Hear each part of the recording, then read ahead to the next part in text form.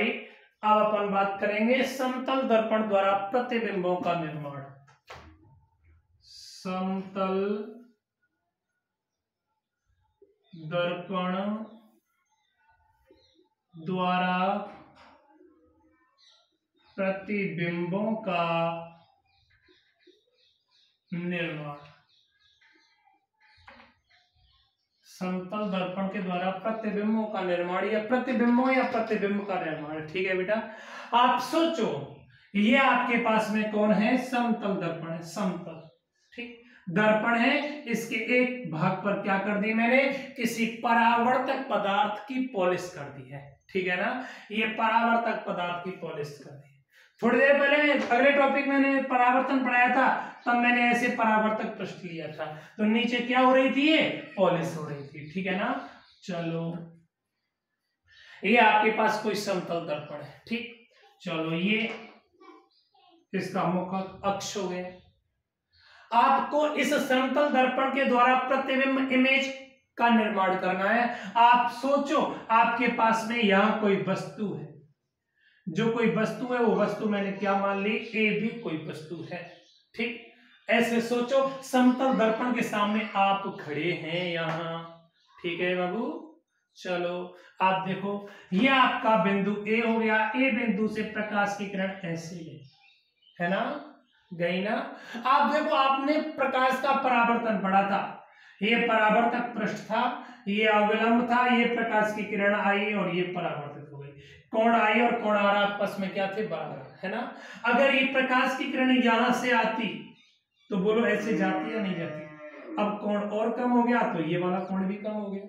अगर ऐसे आती तो ऐसे जाती, जाती या नहीं जाती। अगर ऐसे आती तो इससे टकराकर ऐसे जाती, है ना।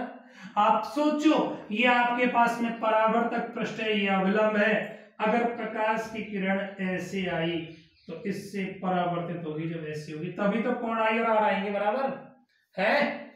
अगर आपके पास में ये कोण है, अविलंब है और प्रकाश की किरण भी अविलंब के समांतर आ गई तो क्या होगा, जैसे आई थी उसी पथ से वापस फिर लौट जाएगी, यही होगा। मतलब ऐसे आ रही है तो यहाँ आपतन कोण का मान भी कितना हो गया, 0, एंड परावर्तन कोण का मान भी क्या हो गया, 0 हो गया ना। अब देखो आप समतल दर्पण के द्वारा प्रतिबिंब का निर्माण कर रहे हैं। ये आपका समतल दर्पण है। अगर मैं यहाँ अविलंब खींचूंगा तो अविलंब ऐसे ही आएगा, आएगा नहीं आएगा। आपकी प्रकाश की किरण भी ऐसे आ रही है, आ रही है या नहीं। तो इस पृष्ठ से टकराकर प्रकाश के परावर्तन के पश्चात यह किरण कौन सी दिशा में जाएगी, सीधे ऐसे चली जाएगी, ऐसे जाएगी या ऐसे जाएगी या कैसे जाएगी। जिस मार्ग से आई थी पुनः उसी मार्ग से लौट कर चली जाएगी, क्योंकि ये अविलंब के समांतर आई है। तो नाउ कोण आई बराबर कोण आर बराबर कितना होगा, 0, है ना। चलो मान लिया इसी बिंदु से इस बिंदु O पर कोई प्रकाश की किरण आई इस प्रकार से, तो यहां से टकराकर इस परावर्तन के पश्चात ऐसे जाएगी। बोलो जाएगी या नहीं जाएगी। आप सोचो ये वाला आपके पास में ये अविलंब हो गया, ये आपतन कोण आई हो गया, तो ये अपवर्तन परावर्तन कोण क्या हो गया, आर। हुआ या नहीं हुआ। याद रखना किसी भी स्थान पर अगर आपको प्रतिबिंब का निर्माण करना है, किसका निर्माण करना है, प्रतिबिंब का निर्माण करना है, तो उस स्थान पर कम से कम 2 प्रकाश की किरण प्रतिच्छेद करनी चाहिए। कितनी, 2 प्रकाश की। यहां कहीं प्रकाश की किरणों ने प्रतिच्छेद किया गया, नहीं किया, नहीं किया। जब प्रकाश की किरणों ने कहीं पर प्रतिच्छेद नहीं किया तो ऐसा करो इन किरणों को मैं पीछे की तरफ बढ़ा दूं। ऐसे सोचूं कि ये परावर्तन के पश्चात ऐसे जा रही है, तो ऐसे सोचूं ये प्रकाश की किरण इधर से गई है ना। ये परावर्तन के बाद ऐसे गई है, मैं इसको ऐसे सोच लूं पीछे बढ़ा दूं, ऐसे सोच लूं कि ये प्रकाश की किरण ऐसे गई है ना। तो बोलो ये दोनों प्रकाश की किरण इस स्थान पर मिलेंगी या मिलती हुई प्रतीत होंगी, मिलती हुई प्रतीत होंगी, होंगी या नहीं होंगी। तो इस स्थान पर मिलती हुई प्रतीत होंगी। तो आपके पास में जो ऑब्जेक्ट यहां दे रखा था, जो बिंब यहां दे रखा था, उस बिंब का प्रतिबिंब ए डैश बी डैश आपको यहां मिल गया, ये इमेज मिल गई, इसको अपन क्या बोलेंगे बेटा, प्रतिबिंब बोलेंगे। ठीक है ना, कोई समस्या? आप ये देखो, बिंब से प्रकाश की किरणें चली थी, परावर्तन के बाद ऐसे चली गई, ऐसे गई थी, परावर्तन के बाद ऐसे चली गई। ये दोनों प्रकाश की किरणें प्रकाश के परावर्तन के पश्चात कहीं पर भी मिली नहीं है, लेकिन इनको मैंने पीछे बढ़ाया तो ये मिलती हुई यहां प्रतीत हो गई, मिलती हुई प्रतीत हुई तो यहां इमेज प्राप्त हुई। ये इमेज आपको कैसी प्राप्त होगी बेटा, आभासी प्राप्त होगी। कैसी होगी, आभासी। आपको इमेज दो प्रकार की प्राप्त होती है। इमेज का मतलब क्या हो गया, प्रतिबिंब दो प्रकार के प्राप्त होंगे। टोटल अटेंशन से सुन लेना, पूरे चैप्टर में यही बात रहेगी। आपको जो प्रतिबिंब है वो दो प्रकार के प्राप्त होंगे। एक प्रतिबिंब तो आपको आभासी प्राप्त होगा और दूसरा प्रतिबिंब आपको कैसा प्राप्त होगा बेटा, वास्तविक प्राप्त होगा, है ना। प्रतिबिंब प्राप्त करने की कंडीशन हो गई कि आपकी किसी भी स्थान पर दो प्रकाश की किरणें एक दूसरे को प्रतिच्छेद करना अति आवश्यक है। यह कोई जरूरी नहीं कि उस स्थान पर दो ही प्रकाश की किरणें प्रतिच्छेद करें, दो से अधिक भी कर सकती हैं। कम से कम कितनी किरणें प्रतिच्छेद करनी चाहिए, दो किरणें, है ना। अब बात आती है, अगर एक स्थान पर दो प्रकाश की किरणें प्रतिच्छेद करेंगी तो क्या होगा, और दो की जगह पर 20 प्रकाश की किरणें प्रतिच्छेद करेंगी तो क्या होगा बेटा। जब दो प्रकाश की किरणें प्रतिच्छेद करेंगी तो आपकी जो इमेज प्राप्त होगी, आपको जो प्रतिबिंब प्राप्त होगा वो अस्पष्ट होगा, अर्थात धुंधला होगा। और यदि उस स्थान पर बहुत सारी प्रकाश की किरणें प्रतिच्छेद करती हुई प्राप्त हो रही हैं तो प्रतिबिंब कैसा होगा, चमकीला होगा। कैसा होगा, आप सोचो खुद, आप सामने बैठे हुए हो, प्रकाश आपके फेस पर आपतित हुआ, आपके फेस से आपतित होकर मेरी आंख में प्रवेश करता है। अगर देखो आंख मेरी इतनी खुली हुई है तो आपका फेस मुझे नॉर्मल दिखाई दे रहा है। अगर मैं अपनी आंख को ऐसे खोल लूं तो देखो मेरी आंख का सरफेस एरिया बढ़ गया, है ना। जो कॉर्निया का ये भाग है ये बढ़ गया। इसका मतलब इस भाग में प्रवेश करने वाली किरणों की संख्या पहले की तुलना में क्या हो गई, अधिक हो गई।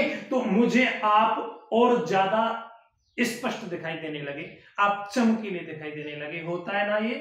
अगर मैं ऐसा करूं, ऐसे नॉर्मल ना देख के थोड़ा ऐसे करूं, ऐसे, अब आप मुझे पहले की तुलना में कैसे दिखाई दोगे, धुंधले दिखाई देंगे, क्योंकि अब मेरी आंख में घुसने वाली प्रकाश की किरणों की संख्या पूर्व की तुलना में क्या है, कम है। ठीक है ना।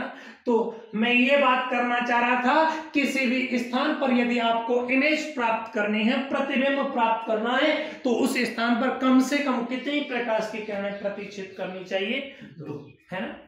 और ज्यादा कितने भी हो, जितनी ज्यादा होंगी प्रतिबिंब उतना ही क्या होगा, चमकीला। इसका प्रत्यक्ष एग्जांपल मैं और बता सकता हूं आपको।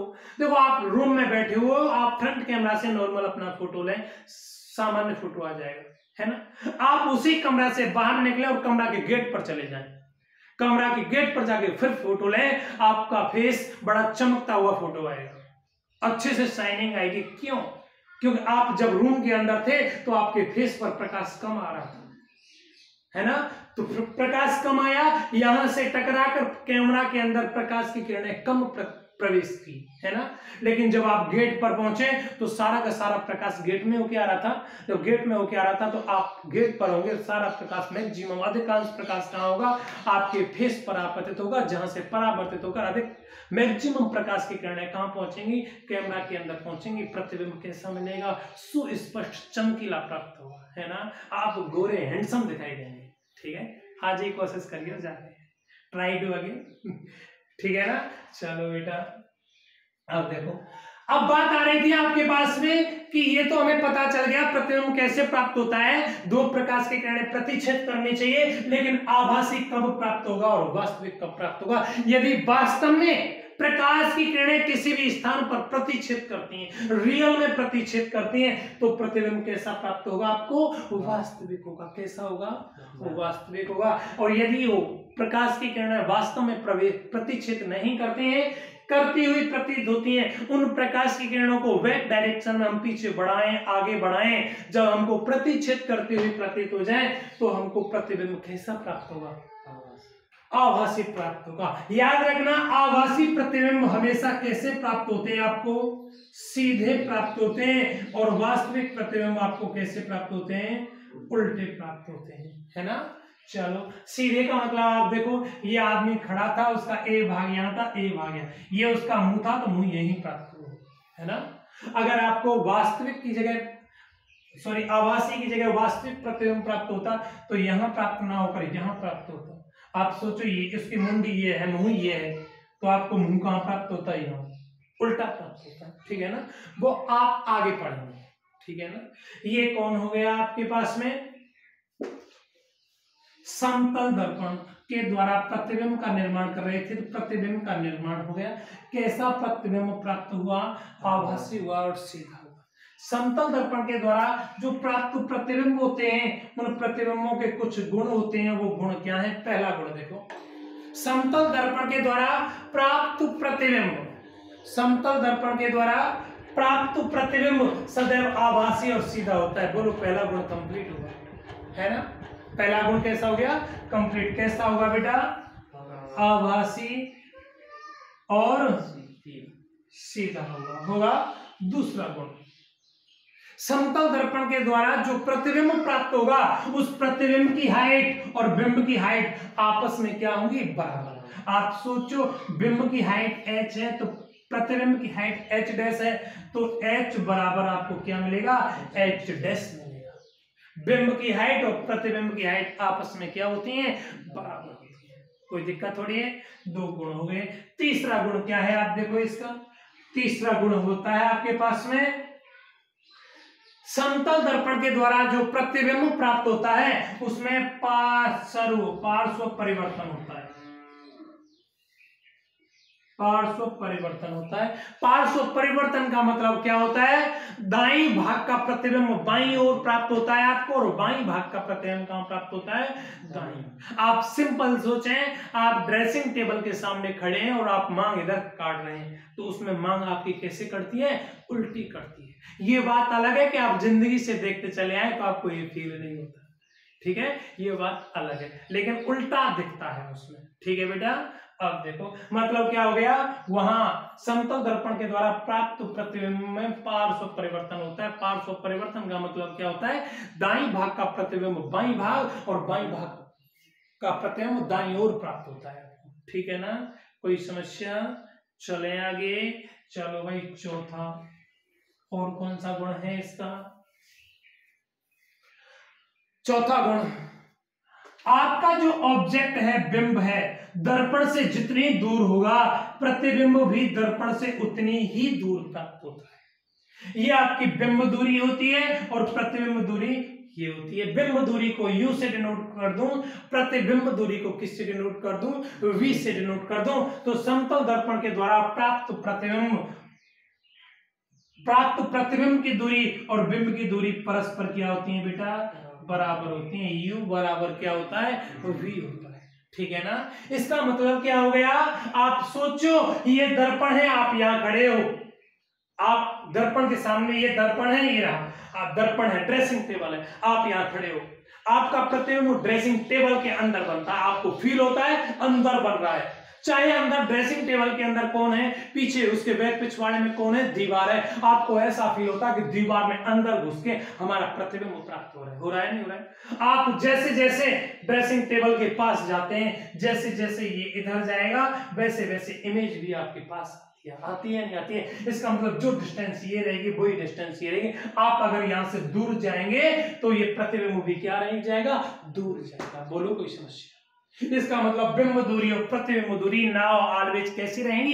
इक्वल रहेंगी। कैसी रहेंगी बेटा? इक्वल रहेंगी। बोलो, कोई समस्या? कोई दिक्कत थोड़ी है। चले आगे। चलो, अब देखो चौथा, पांचवा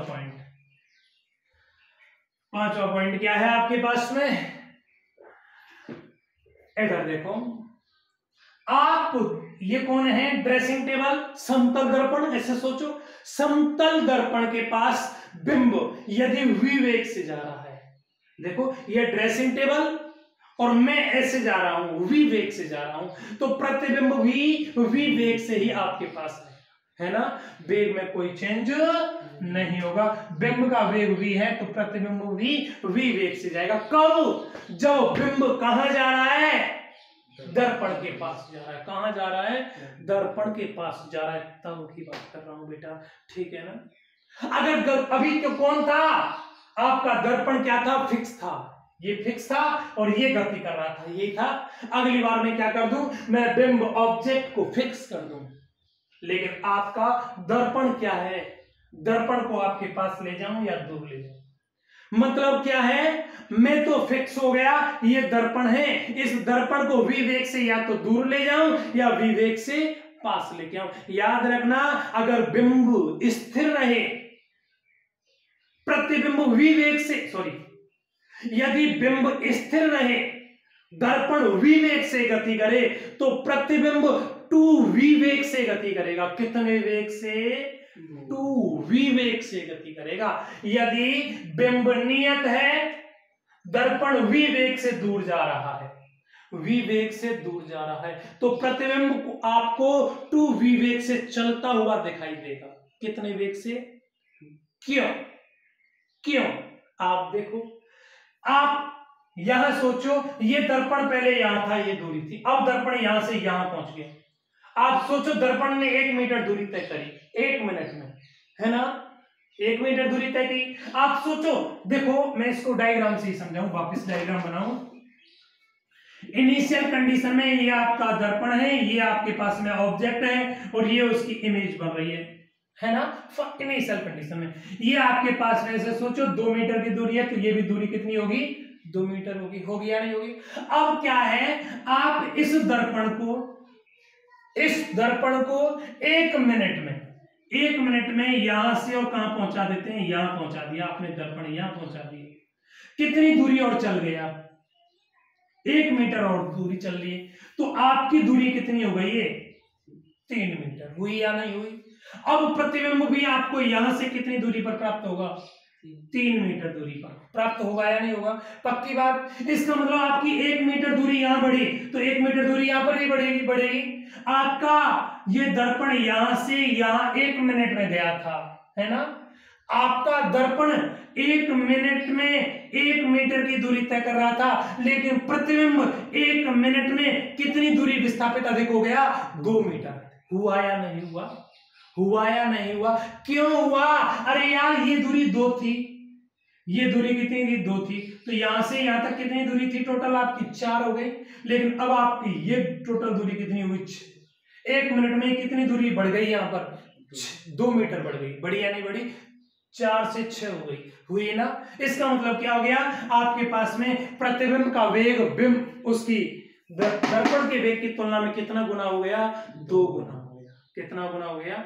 2 गुना। आपको ये बात याद रखनी है। डिस्टरबेंस हो जाता है यदि आपका दर्पण नियत है और बिंब v वेग से गति कर रहा है, तो प्रतिबिंब भी v वेग से गति करेगा, ठीक है। अगर आपका ये कौन है? बिंब फिक्स है, नियत है, दर्पण v वेग से चाहे दूर जाए या पास आए, तो प्रतिबिंब आपका 2v वेग से गति करेगा, है ना। कोई दिक्कत थोड़ी है। चलो आगे, अगला एक और क्वेश्चन होता, एक और पॉइंट है। कितने पॉइंट हो गए? 5। छठवां पॉइंट क्या है आपका? यदि किसी व्यक्ति की हाइट, व्यक्ति की ऊंचाई, यदि किसी व्यक्ति की ऊंचाई h है, तो उसका संपूर्ण प्रतिबिंब प्राप्त करने के लिए, किसका? व्यक्ति का प्रतिबिंब प्राप्त करने के लिए दर्पण की लंबाई, दर्पण की ऊंचाई कितनी होगी पता है? व्यक्ति की लंबाई की आधी। मतलब ये है, अगर मेरी हाइट 6 फुट है और मुझे अपना संपूर्ण प्रतिबिंब दर्पण में देखना है, तो दर्पण की हाइट, दर्पण कितना बड़ा चाहिए? 3 फीट का दर्पण चाहिए। अगर 2.9 फीट का दर्पण हुआ तो मेरा प्रतिबिंब उसमें पूरा नहीं आएगा, या तो ऊपर वाला भाग कट जाएगा या नीचे वाला भाग कट जाएगा, ठीक है ना, कोई दिक्कत। यदि h ऊंचाई के किसी व्यक्ति की इमेज आपको समतल दर्पण में देखनी है तो दर्पण की ऊंचाई क्या होनी चाहिए, h/2, व्यक्ति की ऊंचाई की आधी होनी चाहिए, ठीक है ना। चले आगे।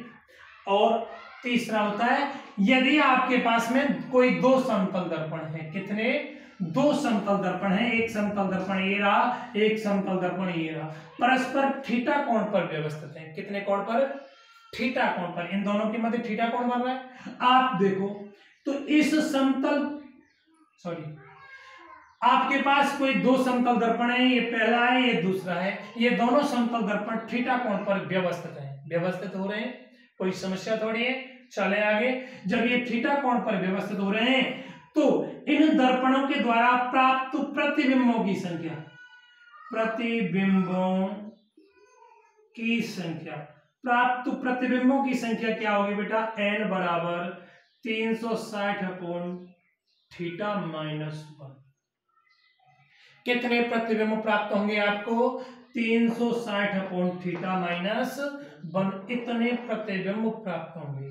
आप सोचो यदि 2 समतल दर्पण हैं, 2 समतल दर्पण हैं, इन दोनों के मध्य आपके पास में 60 डिग्री का कोण बना हुआ है, कितने डिग्री का, 60 डिग्री का कोण बना हुआ है, तो थीटा 360/60 है ना, जो थीटा कोण होगा वो थीटा कोण आप यहाँ रख, कोई समस्या थोड़ी है, कोई दिक्कत थोड़ी है। कितना आएगा बेटा, 6-1 बराबर कितने प्रतिबिंब प्राप्त होंगे आपको, 5 प्रतिबिंब प्राप्त होंगे। कितने, 5 प्रतिबिंब। कोई समस्या, कोई दिक्कत थोड़ी है। 12×36 सही, कोई दिक्कत। एक चीज और देखो, चलो छोड़ो उसको, गायब कर दो, कोई समस्या यहाँ तक। ये आपके पास में क्या होंगे, समतल दर्पण के द्वारा प्राप्त प्रतिबिंबों के गुण कंप्लीट हो गए। बोलो कोई समस्या, खत्म बात भाई।